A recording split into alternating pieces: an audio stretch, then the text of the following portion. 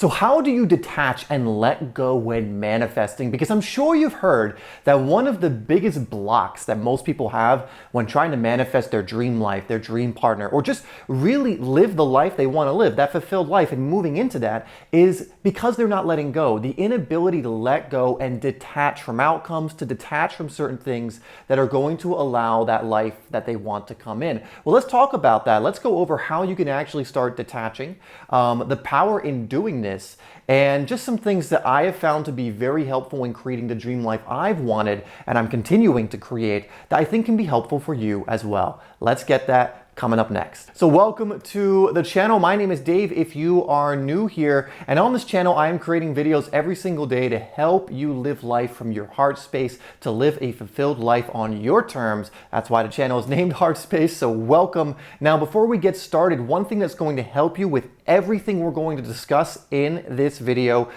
is my free course, The Miracle of Meditation. In fact, it's not even a free course. It's a course that's a part of my monthly membership group, Heart Path, but I'm giving this one away for free because I think it can be so impactful if you go through it. So you can get that down below. Now, without further ado, let's get into how you can start to detach from things, how you can start to let go so that you can start bringing in more of the things that you want and manifesting that life that you would wake up and be so incredibly excited to live every single day. So here is a law of the universe you cannot get around, will always be the case, at least has been the case since the creation of our universe up to this point, is that when you raise the importance of something, you create resistance around it. And I'm going to explain exactly what that means, but when you raise the importance of something, you create resistance, which doesn't allow for that thing to come in. Now, we can see this being observably true because we can look at certain specific examples in other people's lives or just in our lives, maybe your own examples, to see this playing out. What has happened when you really wanted a partner or a relationship to the point where you thought you needed them, or people who think they need money to be happy, a partner to be happy, or something to be happy or fulfilled? What typically happens? They never get it, or if they get it, it ends up disastrous. And this is because they've raised the importance of this thing to basically disavow, in a sense, what they actually are, a divine, infinite, co-creative being, saying that this is the thing that will make me happy. This is the thing that will complete me, when you are already complete. You are already a divine, infinite, co-creative being. And so by declaring that this thing is what's going to complete me, you create a ton of resistance because you are denying that which you actually are. And so by putting so much energy and stock in this thing, it doesn't serve you as an ever-growing being for this thing to actually give you that, something that you already have. And so by raising the importance so much on things, thinking that it's what's going to get you to happiness, which you have access to right now, by the way, or love, which you have access to right now, by the way, you don't need anything for those things. By doing that, you raise the importance of it, you get this needy energy, and just visualize what needy energy looks like. Imagine there's someone who's interested in you, but is coming from needy energy. What's the first thing you want to do? You want to run in the other direction. If someone's being needy towards you, like, I need you, I can't live without you, that kind of energy, and it's just smothering and overwhelming, whatever else it is. And now take that from a relationship perspective and just put it in anything. Money acts the same way. The things that you want act the same way. If you act as though you need them, or I can't be happy, I need this dream life, or I can't be fulfilled, or whatever else it is, it will run away from you because you've raised the importance. We need to lower the importance in order to invite those things in, so we feel safe enough, so we feel light enough and create space for those things to come in. Now, lowering the importance is as easy as letting go, but letting go for a lot of people isn't so easy. This is, of course, going to be a practice. A lot of us were raised on conditional love. You do this, you get rewarded. You do that, you get punished. Good boy, bad girl, good girl, bad boy, whatever it is, right? Like, you do this and you're right or wrong for doing it. This is called conditional love. We are raised on this, and this really is what creates so much neediness in so many of us, because we think we have to do X, Y, or Z to earn love, when in reality we are love. We can connect to it at any time, and when you practice self-love, this becomes self-evident that you can connect to this at any time, and for any emotion you can possibly think of, you can connect to it at this very moment without any external anything. right? And so we act in this way of needing things because of the way we are raised, and the way we were raised was just not wrong, but not in coherence or alignment to universal principles. And so we need to rewire this and look at this differently and start acting differently for this to work. And a lot of that is letting go. Lowering the importance is as simple as letting go. So here is one of the best ways to go about this.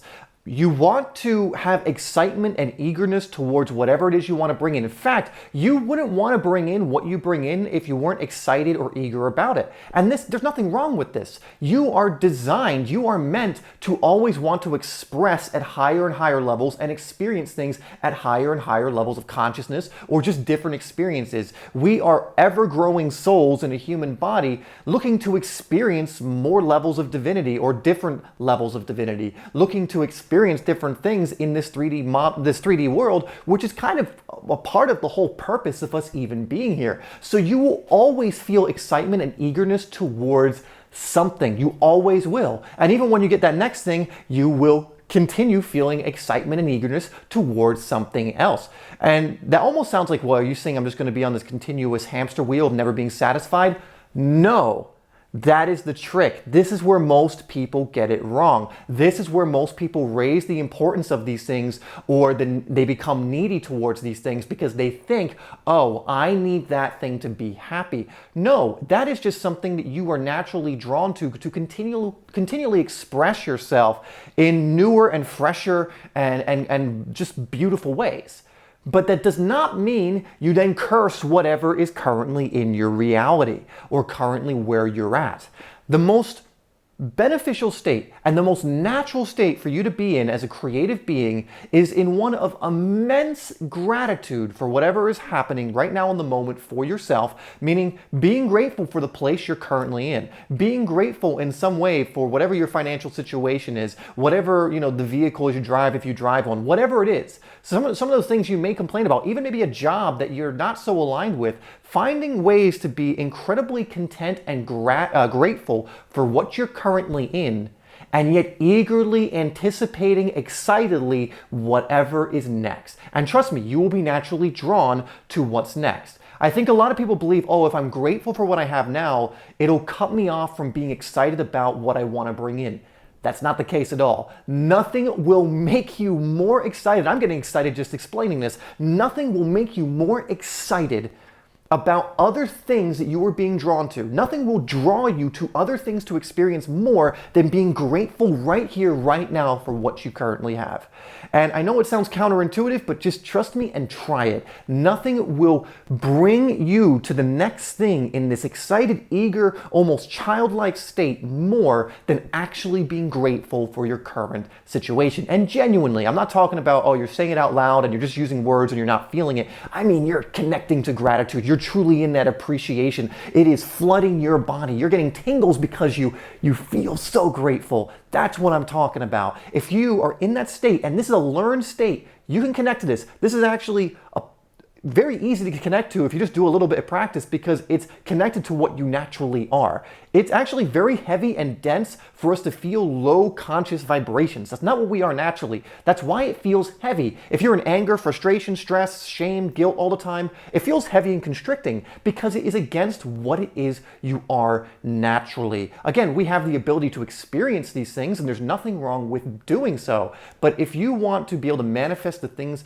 that you want to be able to continually experience fresh, new versions of divinity in this 3D experience, then be insanely grateful, as genuinely as you can, for your current situation, while eagerly and excitedly anticipating what's next. And you watch what comes into your life if you do this. You watch what inspiration comes in. You watch how much you want to start moving to take action in order for these excited things to come in, and you will be completely led very obviously to what you need to do, by the way, to bring these things in. But if you can get into that magical state of grateful right now, which removes the resistance, which removes the importance you're putting on these other things, because most people put so much importance on these other things because they think it's an escape from their current situation. And when you are using something for that reason, there's always going to be resistance created. But if you can get into a state of gratitude now, and guys, there's so much to be grateful for. You just haven't been looking at it. You're so conditioned probably,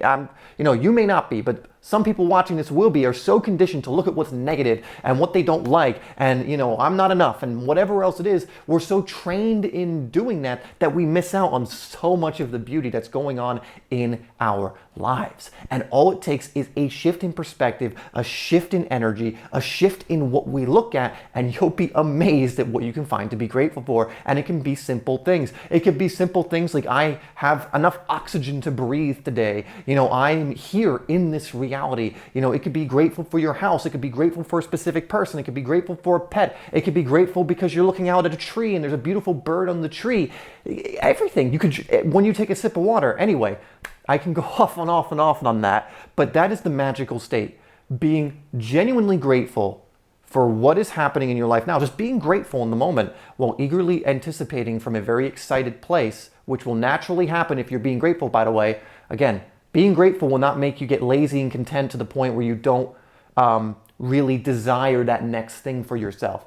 That is what you do as a creative being. That's going to come naturally.